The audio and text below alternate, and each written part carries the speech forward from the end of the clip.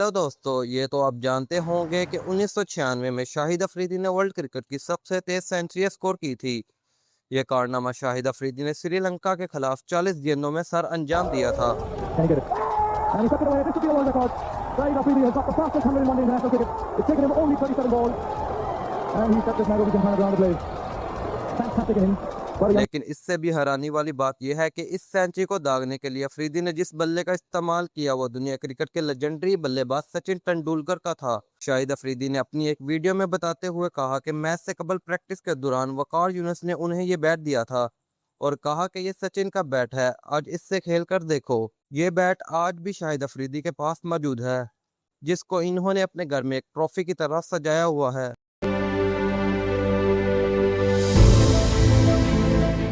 Shahid Afridi has got the fastest 100 in one day international cricket. It's taken him only 37 balls. Fantastic innings by the young man.